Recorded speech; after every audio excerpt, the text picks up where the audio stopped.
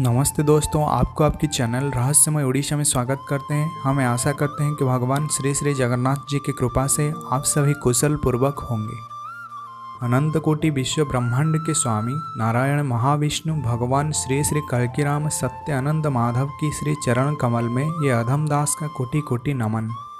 तो दोस्तों, आज हम इसी वीडियो में एक बहुत ही इम्पोर्टेंट टॉपिक के ऊपर बात करने जा रहे हैं।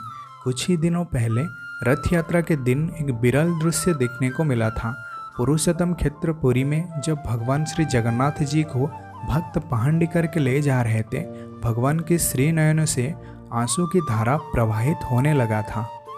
और एक घटना उड़ीसा के केंद्रापड़ा डिस्ट्रिक्ट में घटित हुआ था। भगवान श्री बलदेव जी का रथ 3 दिनों तक एक जगह पर रुक गया था। केंद्रापड़ा एक पावन क्षेत्र है, इसे तुलसी क्षेत्र भी कहा जाता है। भगवान श्री बलदेव जी कंदरासुर का वध करके भक्तों का उद्धार किए थे और उसी कंदरासुर के नाम पर केंद्रापड़ा रखा गया। तो दोस्तों, इन सभी चीज़ों के पीछे क्या रहस्य है, इसे जानने के लिए आप हमारे साथ वीडियो के अंत तक जुड़े रहिए। पहला घटना पुरुषोत्तम धाम पुरी में हुआ था। भगवान श्री कमल नयन जगन्नाथ की आंख में आंसू, ये कोई साधारण घटना नहीं, लेकिन लोग इसे साधारण समझकर एक बहुत बड़ा गलती कर रहे हैं। हम अपनी ही बात करते हैं। एक मनुष्य तब रोता है जब वो अत्यंत आनंद में हो या फिर अत्यंत कष्ट में हो। भगवान श्री जगन्नाथ जी नीलाचल धाम में मानवीय लीला कर रहे हैं, ठीक एक मनुष्य की तरह अपनी जीवन यापन कर रहे हैं।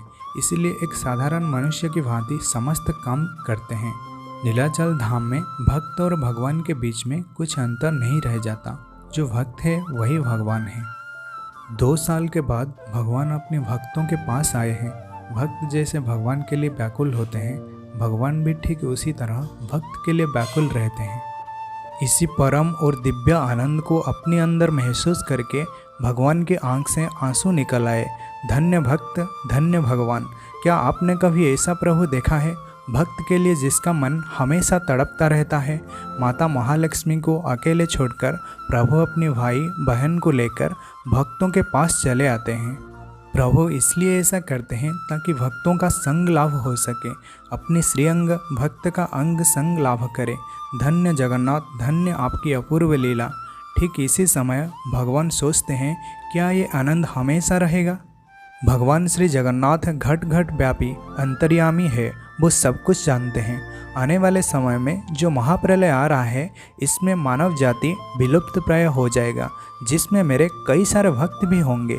जो भक्त आज मुझे इतना प्रेम पूर्वक पहाड़ी में ले जा रहे हैं, कल उनमें से कुछ जीवित होंगे और कुछ कली के हाथ में संहार हो जाएंगे।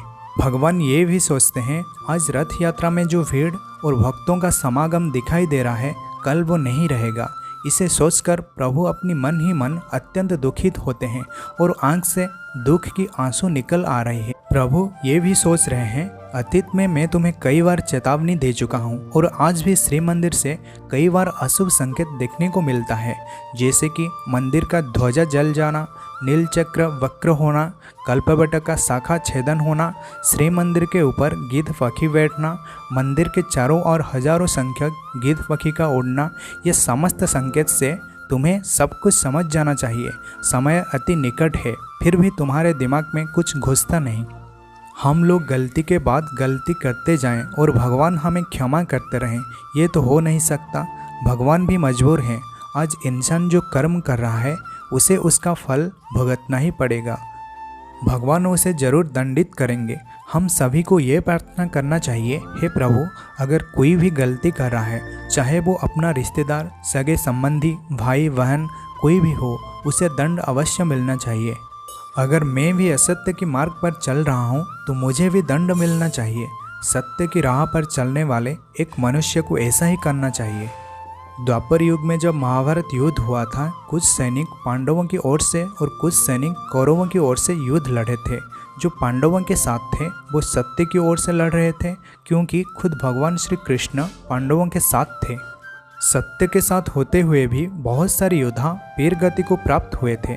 इसी तरह कलयुग में जो महाभारत युद्ध होने जा रहा है, इसमें भी बहुत सारे भक्त वीर गति को प्राप्त होंगे और भगवान के लिए अपने आप को बलिदान देंगे। भगवान श्री जगन्नाथ जी ये भी सोच रहे हैं कि मेरे भक्त कितने महान हैं, मेरे कहने पर वो अपनी जान भी गंवाने के लिए तैयार हैं। इन सभी चीज़ों को सोचकर उनकी आंख से पीड़ा के आंसू निकल रही है। इसी घटना को भक्त लोग कुछ इसी तरह देखते हैं और जो आधुनिक समाज के लोग हैं कुछ अलग नज़रिया में देखते हैं। आजकल के समाज में लोगों का स्वभाव कुछ ऐसा हो गया कि मानो असत्य के मार्ग पर चलने की दृढ़ निश्चय कर लिए। प्रकृति किसी न किसी रूप में बार बार चेतावनी देती रही है, फिर भी ये लोग उससे समझते नहीं। लोगों के अंदर कुछ ऐसा जहर भर गया, अगर स्वयं काल भी उनके सामने आ जाए और हाथ जोड़कर उनसे विनती करने लगे कि तुम अभी सत्य के मार्ग को पहचानो और उसी राह पर चलो, फिर भी ये मानने वाले नहीं। वास्तव में ये अधर्मी भगवान को मजबूर कर रहे हैं कि आप हमारे विनाश करो, हम ऐसे नहीं मानने वाले। इसीलिए भगवान को कल की अवतार धारण करना पड़ेगा, म्लेच्छ लोगों का संपूर्ण रूप से विनाश करना होगा। कमेंट सेक्शन में हमारे एक भाई हमें क्वेश्चन किए थे कि अगर सब कुछ कली कर रहा है तो भगवान मनुष्य का विनाश क्यों करेंगे, मनुष्य के अंदर कली को क्यों नहीं। भगवान हमें बार बार समझा रहे हैं किसी न किसी रूप में आकर, लेकिन हम समझते नहीं। इसमें भगवान का क्या दोष है। भगवान कभी पीछे से वार नहीं करते, पहले वो हमें चेतावनी देते हैं। अगर हम उनकी बातें नहीं मानते तो फिर वो मजबूर होकर हमारा विनाश करते हैं। भगवान श्री बलदेव जी का रथ ना चलने का भी एक कारण है। प्रभु सब कुछ जानते हैं और ये भी जानते हैं कि अब जो जन समागम देखने को मिल रहा है आने वाले समय में ये नहीं होगा।